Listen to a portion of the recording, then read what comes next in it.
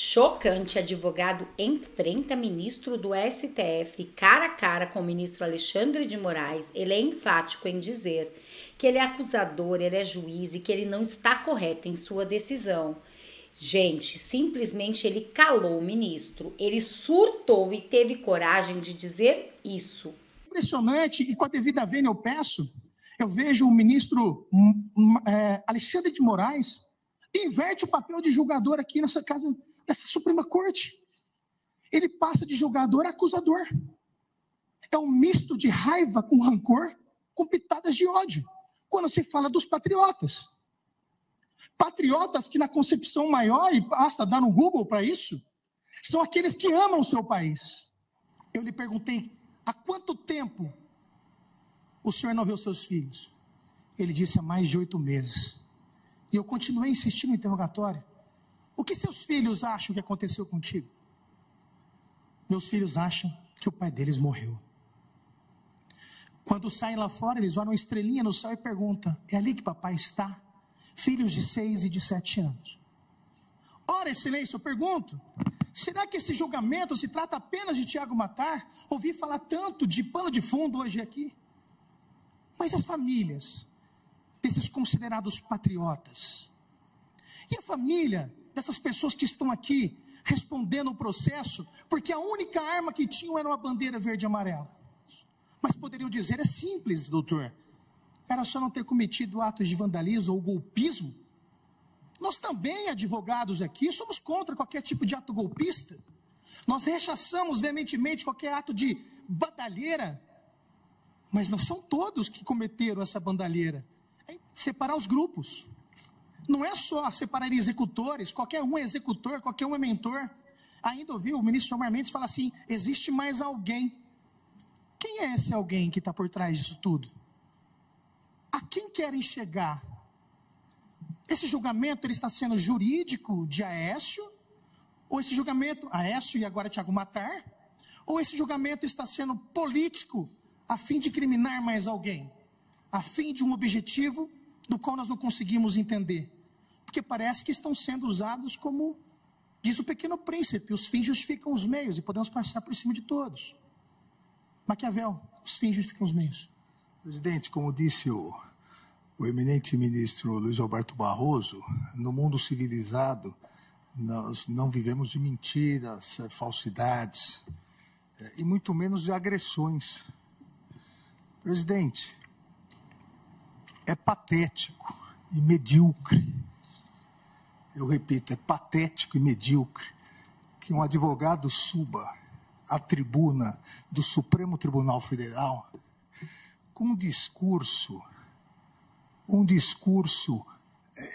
de ódio, um discurso para postar depois nas redes sociais que veio aqui agredir o Supremo Tribunal Federal, talvez pretendendo ser vereador do seu município no ano que vem.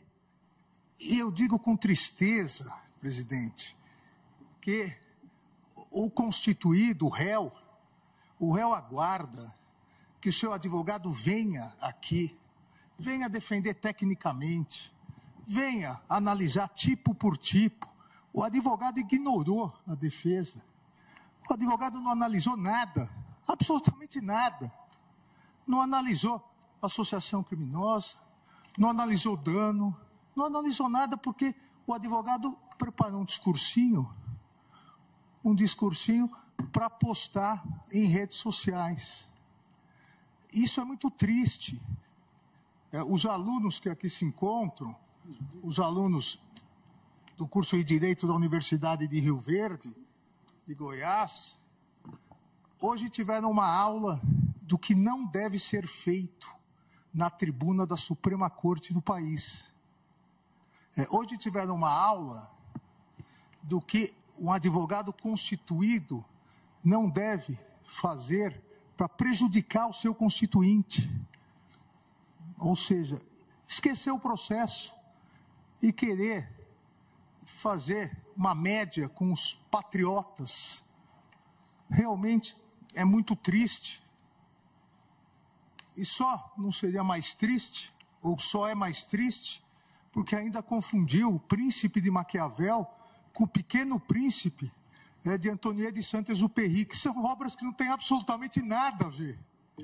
Mas, obviamente, quem não leu nenhuma nem outra, vai no Google e às vezes dá algum problema.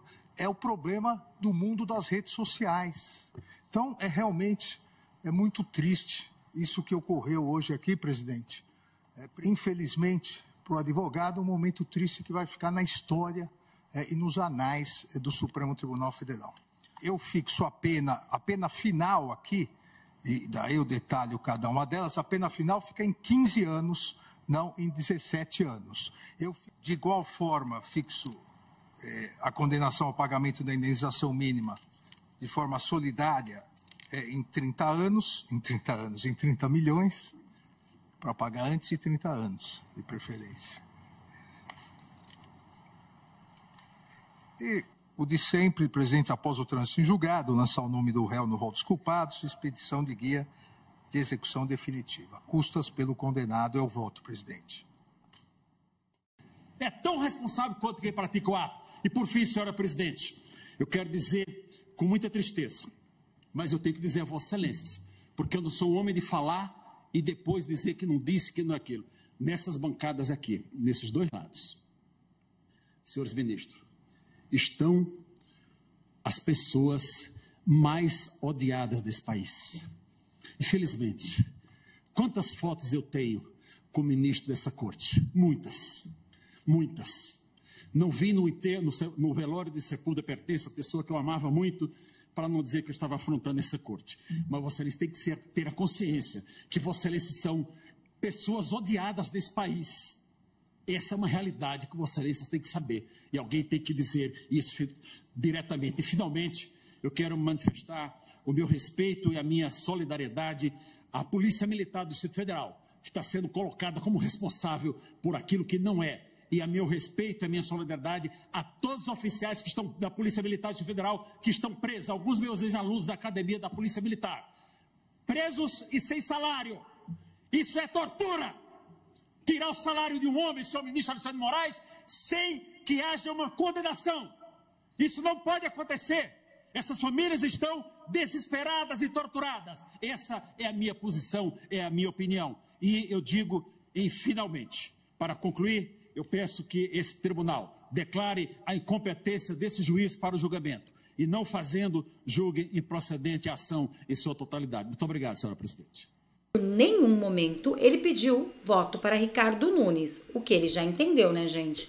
Que com certeza é Pablo Marçal em primeiro turno.